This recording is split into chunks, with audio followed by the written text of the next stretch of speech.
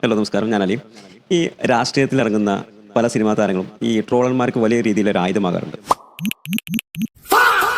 എന്നാൽ പാലക്കാട് തെരഞ്ഞെടുപ്പ് പ്രചാരണങ്ങളിൽ നമ്മൾ കാണുന്ന പിഷാരടി ചേട്ടൻ ഇതിൽ നിന്നൊക്കെ ഒരു വ്യത്യസ്തനാണ്. ഇതൊരു രാഷ്ട്രീയ പിന്തുണയല്ല കേട്ടോ. മറിച്ച് ഒരാൾ എങ്ങനെ തന്റെ കരിയറിനെ സെൽഫ് ബ്രാൻഡിങ്ങിലൂടെ കാത്തു സൂക്ഷിക്കുന്നു എന്നതിനെ കുറിച്ചിട്ടുള്ള എൻ്റെ ഒരു നിരീക്ഷണം മാത്രമാണ്. ഒപ്പമുണ്ടായിരുന്ന പലരും ഫീൽഡ് ഔട്ട് ആയപ്പോൾ പിഷാരടി ചേട്ടൻ ഇന്ന് ജനശ്രദ്ധയിൽ ഏറ്റവും കൂടുതൽ മുൻപിൽ നിൽക്കാനുള്ള ഒരു കാരണം സിനിമയിലും സ്റ്റേജ് ഷോകൾ മാത്രം ഒതുങ്ങിക്കൂടി നിന്ന് കഴിഞ്ഞാൽ പബ്ലിക്കിന്റെ ഒരു മെമ്മറിയിൽ നിന്ന് തന്നെ മാഞ്ഞു പോകുമെന്ന് അദ്ദേഹം തിരിച്ചറിഞ്ഞിട്ടുണ്ട്.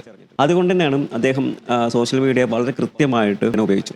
നമുക്കറിയാം, രാഷ്ട്രീയത്തിൽ ഇറങ്ങിക്കഴിഞ്ഞാൽ വിവാദങ്ങൾ സ്വാഭാവികമാണ്. എന്നാൽ അദ്ദേഹം ഇവിടെ ഓരോ ചൂടും രാഷ്ട്രീയത്തിലായിക്കോട്ടെ, അല്ലെങ്കിൽ ഒരു ക്രൗഡിന്റെ മുമ്പിലായിക്കോട്ടെ, അല്ലെങ്കിൽ ഒരു ഇന്റർവ്യൂവിലായിക്കോട്ടെ, എവിടെയാണെങ്കിലും അദ്ദേഹം വളരെ ശ്രദ്ധയോട് കൂടിയിട്ട് ഒരു വിവാദങ്ങളില്ലാണ്ട്, ഒരു വിവാദ പരാമർശങ്ങളില്ലാതെ, ട്രോളന്മാർക്ക് ഒരു സാധനം ഇട്ട് കൊടുക്കാതെ അദ്ദേഹം വളരെ ഭംഗിയായിട്ടാണ് അതിനൊക്കെ ഹാൻഡിൽ ചെയ്തു പോകുന്നത്. ഇപ്പോൾ പാലക്കാട് തെരഞ്ഞെടുപ്പ് സമയത്തൊക്കെ മാധ്യമങ്ങൾ പല വിവാദങ്ങളായിട്ട് അദ്ദേഹത്തിന് മുമ്പിൽ വരുന്ന സമയത്ത് പ്രകോപിപ്പിക്കുന്ന പല ചോദ്യങ്ങൾ മാധ്യമങ്ങളുടെ ഭാഗത്തു നിന്നൊക്കെ വരുമ്പോൾ വളരെ വൈകാരികമായി പ്രതികരിക്കാതെ ലോജിക്കലായിട്ടും പക്വതയോട് കൂടിയിട്ടും അദ്ദേഹം അതിനൊക്കെ മറുപടി പറയാണ്. മറ്റൊരു കാര്യം, ഈ വിവാദങ്ങൾ ഉണ്ടാക്കി അല്ലെങ്കിൽ ഒരു എന്തെങ്കിലുമൊക്കെ പൊട്ടത്തരങ്ങൾ വിളിച്ച് പറഞ്ഞ് ഈ വാർത്തകളിലൊക്കെ അല്ലെങ്കിൽ ജനങ്ങളുടെ ഇടയിലൊക്കെ വലിയ രീതിയിൽ ശ്രദ്ധ നേടുന്നതിന് പകരം തന്റെ വാക്കുകൾ കൊണ്ട് ജനങ്ങളുടെ ഹൃദയത്തിൽ ഒരു സ്ഥാനം നേടിയെടുക്കാനാണ് അദ്ദേഹം ശ്രമിച്ചത്. നമുക്കറിയാം, അദ്ദേഹം ഒരു മോട്ടിവേഷൻ ലെവലിലൊക്കെ സംസാരിക്കുന്ന ഒരാളല്ലേ.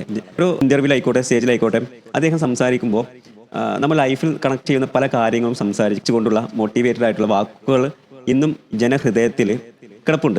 ഇതൊക്കെ അദ്ദേഹത്തിന്റെ ഒരു മുൻപിലുള്ള രാഷ്ട്രീയത്തെയോ അല്ലെങ്കിൽ മുൻപിലുള്ള ഫ്യൂച്ചറിനെ കണ്ടിട്ടൊക്കെ അദ്ദേഹം എന്ത് ചെയ്യണം ചെയ്തൊരു കാര്യമായിരിക്കാം. എന്നാലും മാത്രമല്ല, അദ്ദേഹം ഒരു കലാകാരനാണ്, ഒരു നടനാണ്. ഒരു നടൻ എപ്പോഴും പബ്ലിക്കിനെ വീക്ഷിച്ചുകൊണ്ടിരിക്കണം. ഇക്കത്തിൽ അദ്ദേഹം ഇനി ജയിച്ചാലും ഈ പറഞ്ഞ പോലെ ട്രോളന്മാർക്കൊരു ഇരയാകാതെ അത്യാവശ്യം നല്ല രീതിയിൽ ആളുകളുടെ ഇടയിൽ അല്ലെങ്കിൽ ആളുകളുടെ മനസ്സിൽ പതിയുന്ന ഒരു ജനപ്രതിനിധിയായിട്ടായിരിക്കും അദ്ദേഹം ഇനി മുമ്പോട്ട് പോവുക എന്നാണ് എനിക്ക് മനസ്സിലായത്.